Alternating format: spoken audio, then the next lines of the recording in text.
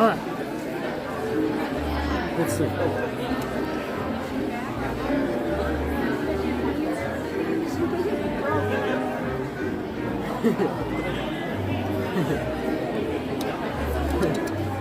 Okay. It tastes like eggnog with a hint of dill. I know. That's why. Yeah, that's You're exactly right. It's eggnog with a hint of dill. Yeah, it's eggnog and then pickle.